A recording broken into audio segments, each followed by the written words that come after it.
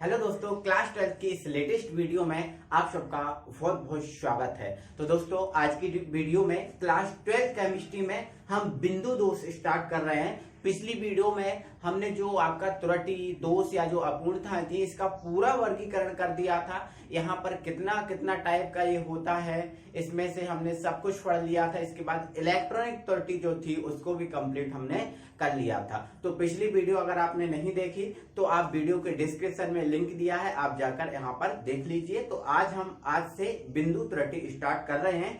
तो आप अपनी कॉपी में हेडिंग डाल लीजिए बिंदु त्रुटि। सर क्या?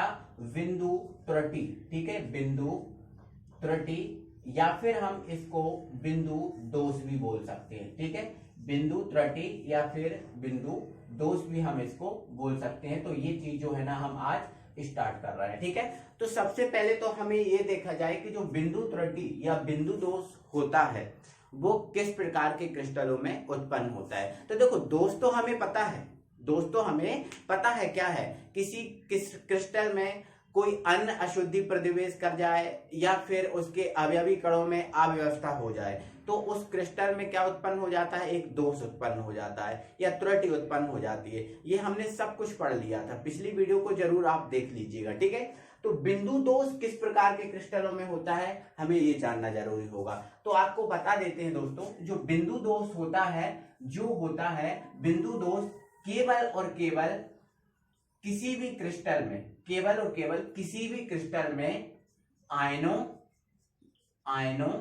या परमाणुओं, आयनों या परमाणुओं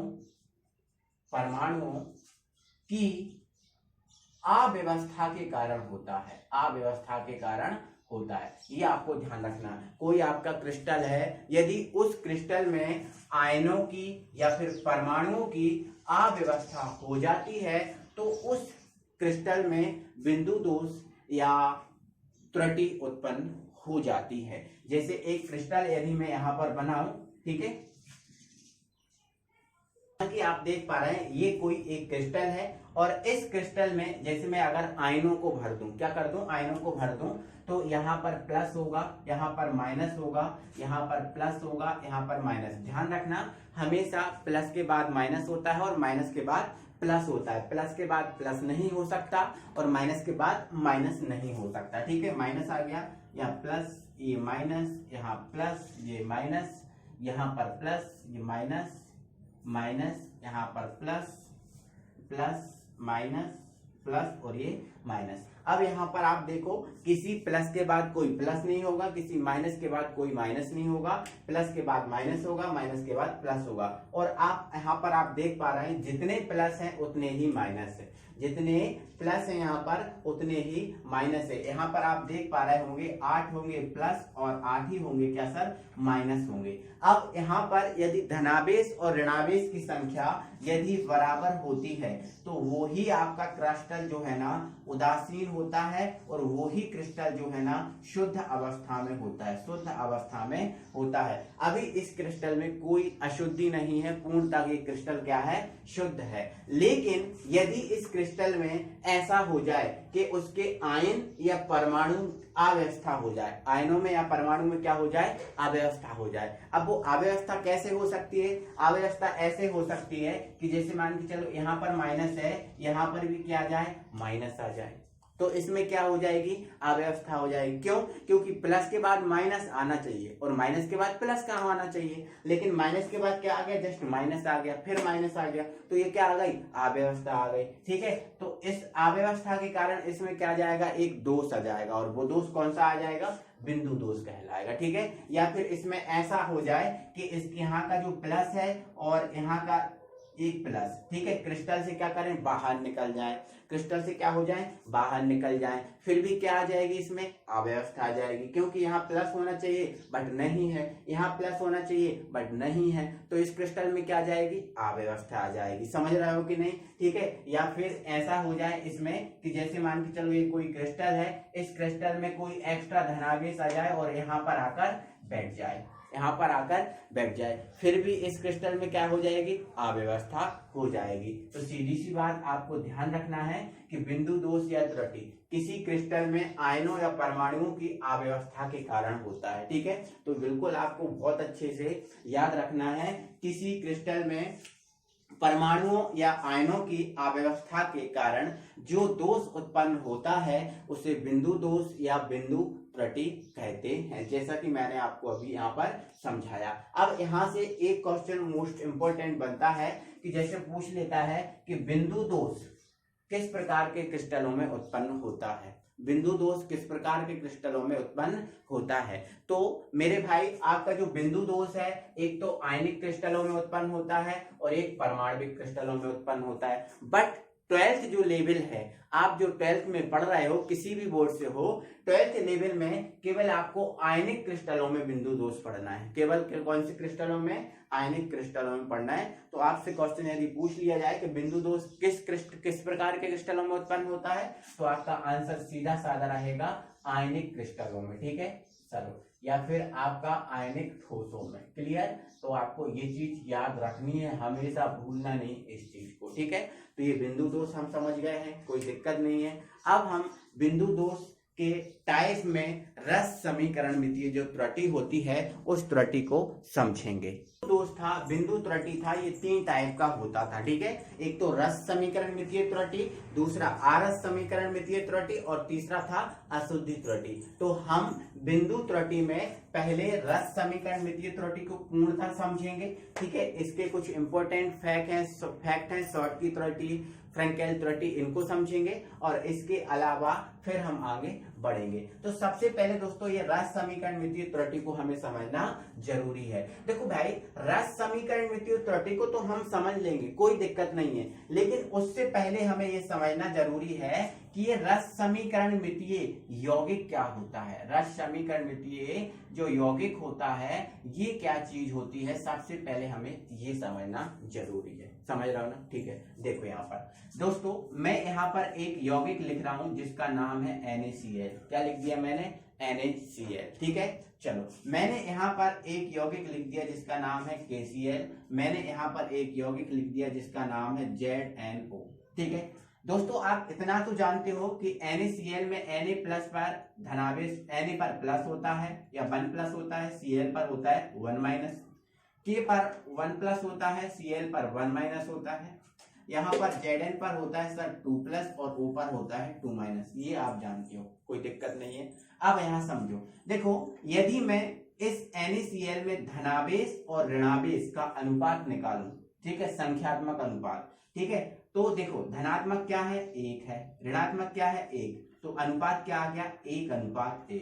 अनुपात क्या आ गया, आपका जो रेशियो है वो क्या आ गया 1:1 आ गया। ठीक है, देखो धनावेश कितना था 1 था, ऋणावेश कितना था 1 था, तो अनुपात भी कितना निकला 1:1। अब 1 और 1 कटता नहीं है तो 1 ही आएगा। ठीक है, धनावेश 1 था, ऋणावेश 1 था, मतलब अनुपात 1 और 1 ही आया। यहाँ पर देखो धनावेश कितना है 1 है, ऋणावेश कितना है 1 है, तो अनुपात कितना आया 1:1 आया। मतलब जो 1:1 यहाँ पर था तो 1:1 ही यहाँ पर आया, 1:1 यहाँ पर था तो 1:1 ही यहाँ पर आया। बट यहाँ पर देखें तो धनावेश कितना है 2, ऋणावेश कितना है 2, तो अब ये तो कट जाएंगे, तो 2:1 2, 2:1 2, तो अनुपात कितना आया 1:1। तो देखो यहाँ कितना था 2 और यहाँ कितना आया 1, यहाँ कितना था 2, यहाँ कितना आया 1, यहाँ देखो 1 था 1 ही आया, 1 था 1 ही आया। ठीक है, लेकिन यहाँ 2 था, आया कितना हमारा 1। मतलब कहने का मेरा मतलब ये है, ऐसे यौगिक, कैसे यौगिक, ऐसे यौगिक जिनमें धनात्मक और ऋणात्मक का अनुपात वही होता है, धनात्मक और ऋणात्मक का संख्यात्मक अनुपात वही होता है जो उनके आयनों द्वारा प्रदर्शित होता है। देखो आयनों द्वारा कितना प्रदर्शित हो रहा है 1:1, अनुपात कितना आया 1:1। यहाँ आयनों द्वारा प्रदर्शित कितना हो रहा है 1:1, अनुपात कितना आया 1:1। लेकिन यहाँ पर देखो आयनों द्वारा कितना प्रदर्शित हो रहा है 2:2, अनुपात कितना आया 1:1। तो ऐसे यौगिक जिनमें धनायन और ऋणायन की संख्या का अनुपात वही होता है जो उसके जो आयनों द्वारा प्रदर्शित होता है, जो उनके आयनों द्वारा प्रदर्शित होता है। ऐसे यौगिक कहलाते हैं रस समीकरणमितीय यौगिक। समझ में आपको आया? मैंने क्या बोला? ऐसे यौगिक जिनमें धनायन और ऋणायन की संख्या का अनुपात वही होता है जो उनके आयनों द्वारा प्रदर्शित होता है, ऐसे यौगिक कहलाते हैं रस समीकरणमितीय यौगिक। और ये आपका रस समीकरणमितीय यौगिक है क्या? बिल्कुल नहीं है। क्यों है? क्यों नहीं है? क्योंकि इसमें धनात्मक और ऋणात्मक का अनुपात वह नहीं है जो इनके आयनों द्वारा प्रदर्शित हो रहा है, मतलब ये रस समीकरणमितीय यौगिक नहीं है। इसी प्रकार से अगर मैं लिख दूं यहाँ पर MgO, तो Mg पर कितना होता है 2+, ऊपर कितना होता है 2-, तो ये क्या हो जाएगा 2/2, काटेंगे तो 1/1, प्रदर्शित कितना हो रहा है 2-2, आया कितना 1-1, मतलब ये रस समीकरणमितीय यौगिक नहीं है। अब भाई रस समीकरणमितीय यौगिक नहीं है तो ये कौन सा यौगिक है? तो सर ये है आरस समीकरणमितीय यौगिक। बट ये कौन से हैं? रस समीकरणमितीय यौगिक। अब मैं आपसे एक होमवर्क में दे रहा हूं, बताओ साहब AgCl जो है वो किस प्रकार का यौगिक है? तो आप सर कहोगे कि सर इस पर होता है 1+, इस पर होता है 1-, अनुपात निकालेंगे तो 1/1, अनुपात वही आ रहा है जो इसके आयनों द्वारा प्रदर्शित है, मतलब क्या है? रस समीकरणमितीय यौगिक है। ठीक है, इसी टाइप से Ag जो Br है ये भी आपका रस समीकरणमितीय यौगिक है। ठीक है, तो बिल्कुल याद रखना। CHCl है वो भी आपका एक रस समीकरणमितीय यौगिक है। ठीक है, तो इतना आप समझ गए। ठीक है, और रस समीकरणमितीय यौगिक समझ गए, और इन यौगिकों में जो त्रुटि होती है, इन यौगिकों में जो त्रुटि उत्पन्न होती है उसे हम बोलते हैं रस समीकरणमितीय त्रुटि। क्लियर हो चुका है? रस समीकरणमितीय यौगिक हो गया है। एग्जाम्पल आप ये लिख लेना 1 2 3 4 5, ये एग्जाम्पल लिख लेना। ठीक है, और ये आरस समीकरणमितीय त्रुटि है, इसको हम बाद में समझेंगे। ठीक है, चलो इतना आप समझ गए ना, कोई दिक्कत नहीं है, रस समीकरणमितीय त्रुटि समझ गए। अब दोस्तों जो रस समीकरणमितीय त्रुटि है वो हमारी 2 टाइप की होती है। कितने टाइप की होती है? 2 टाइप की रस समीकरणमितीय त्रुटि जो है ना होती है, जिसमें से पहली आपकी कौन सी त्रुटि है? शॉर्ट की त्रुटि, और दूसरी हमारी कौन सी त्रुटि है? फ्रैंकेल त्रुटि। ठीक है, तो आप कॉपी में हेडिंग डाल लीजिए शॉर्ट की त्रुटि, शॉर्ट की त्रुटि। ठीक है, और दूसरी जो है ना वो फ्रैंकेल त्रुटि है, इसको हम पढ़ेंगे बाद में।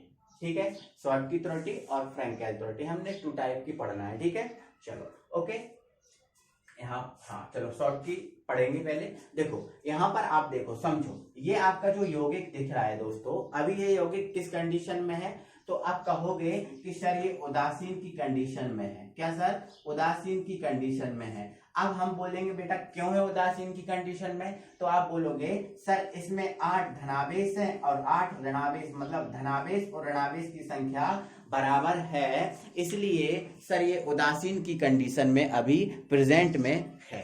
कोई दिक्कत नहीं, उदासीन है। बट हमें क्या करना है दोस्तों? इसमें शॉर्ट की दोष उत्पन्न करना है, शॉर्ट की दोष उत्पन्न करना है, शॉर्ट की दोष देखना है। तो दोस्तों यदि इस क्रिस्टल में, जो क्रिस्टल आपको दिख रहा है, यदि इस क्रिस्टल में ऐसा हो जाए कि इस क्रिस्टल का जो धनावेश यहां पर दिख रहा है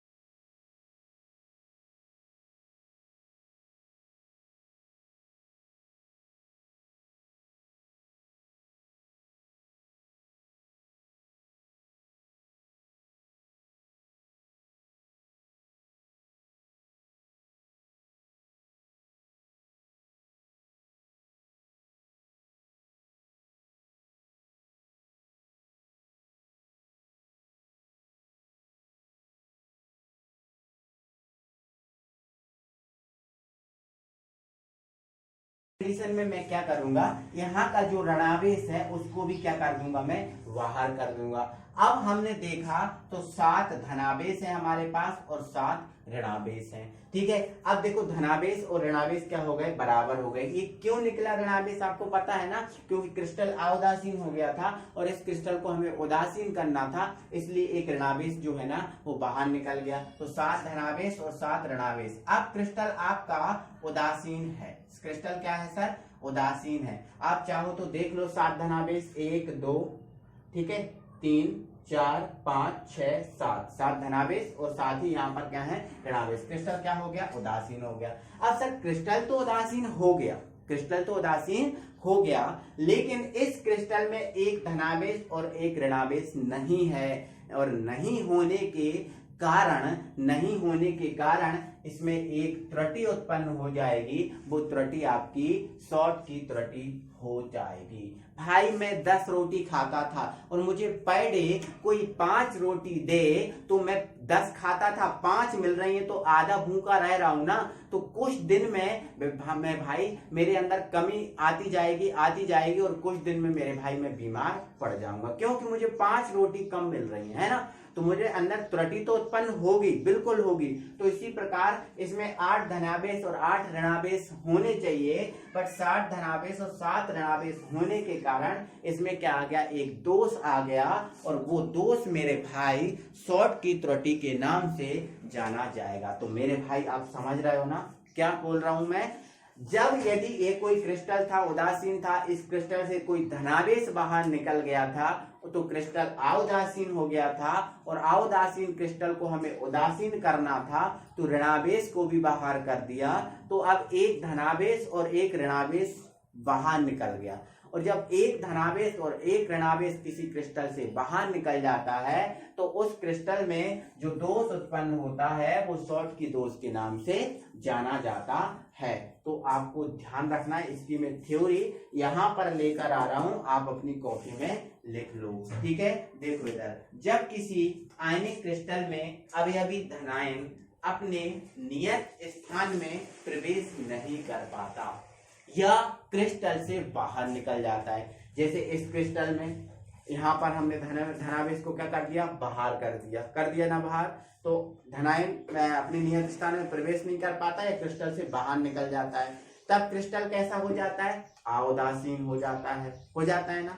तब क्रिस्टल को हमें उदासीन करना है तो धनावेश को भी हम क्या कर देते हैं, ऋणावेश को भी हम क्या कर देते हैं बाहर निकाल देते हैं, ठीक है। तब क्रिस्टल उदासीन बना रहता है, परंतु उसमें एक दोष उत्पन्न हो जाता है जिसे हम शॉर्ट की दोष कहते हैं। ये आपका शॉर्ट की दोष हो चुका है, और शॉर्ट की दोष के आप एग्जाम्पल लिख लो मेरे भाई। शॉर्ट की दोष के एग्जाम्पल क्या है NaCl, ठीक है, KCl, ठीक है, यहाँ से KBr, ठीक है, CaCl, ये आपके शॉर्ट की दोष के क्या हो गए एग्जाम्पल हो गए।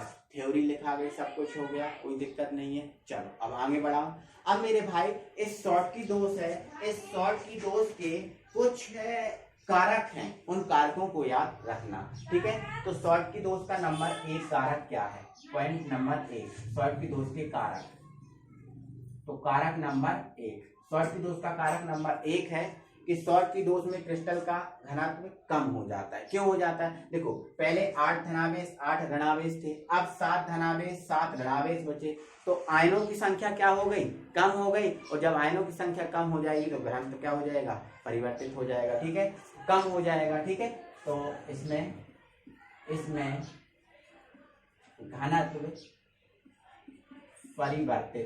परिवर्तित हो जाता है, ठीक है। या फिर हम ऐसा बोलें इसमें घनत्व कम हो जाता है, ऐसा लिखना, ठीक है। यदि आपसे पूछ लिया जाता है ऑब्जेक्ट में कि शॉर्ट की दोष में क्रिस्टल का घनत्व कैसा होता है, तो आपका आंसर रहेगा कम हो जाता है, ठीक है। चलो अब दूसरा पॉइंट इसमें ये आपको ये याद रखना है कि इसमें जो शॉर्ट की दोष होता है इसमें एक धनायन और एक ऋणायन क्रिस्टल से बाहर निकल जाता है, ठीक है। तो दूसरा पॉइंट लिख देना, इसमें एक धनायन व एक ऋणायन क्रिस्टल से बाहर निकल जाता है, एक धनायन और एक ऋणायन क्रिस्टल से बाहर निकल जाता है। तो दो कारक आपको इसके याद रखने, किसके, शॉर्ट की त्रुटि के या शॉर्ट की दोष के। आई होप आपने यदि स्टार्टिंग से अच्छे से समझा है तो ये शॉर्ट की दोष आपको समझने में कोई प्रॉब्लम नहीं होगी, बहुत अच्छे से समझ गए होंगे। अब हम दोस्तों पढ़ते हैं फ्रैंकेल दोष को, फ्रैंकेल त्रुटि को।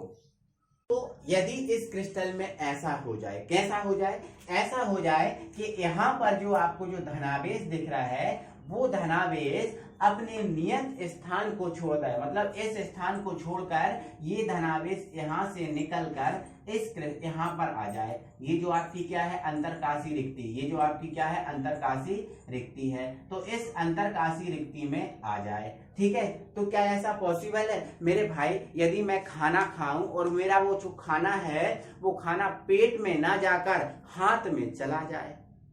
खाना पेट में खाते हैं तो वो खाना मैं खाऊं, पेट में ना जाकर हाथ में चला जाए, तो मेरे भाई बताओ मेरे अंदर कोई दोष नहीं आएगा, मेरे अंदर कोई दोष नहीं आएगा, आएगा ना, बिल्कुल आएगा ना। तो ऐसा ही है कि ये जो क्रिस्टल था, इस क्रिस्टल में धनावेश को यहाँ प्रवेश करना था, यहाँ पर प्रवेश करना था, बट वो धनावेश वहां प्रवेश ना करके कहाँ प्रवेश कर गया, इस अंतरकाशी रिक्ति में प्रवेश कर गया। तो इस क्रिस्टल में एक दोष आ गया, या क्रिस्टल में क्या आ गया, दोष आ गया, और वो दोष जो है ना फ्रैंकेल दोष कहलाएगा। कौन सा दोष कहलाएगा, फ्रैंकेल दोष कहलाएगा। बट दोस्तों ये धनावेश यहाँ आने से क्रिस्टल के धनावेश और ऋणावेश की संख्या में कोई परिवर्तन नहीं हुआ।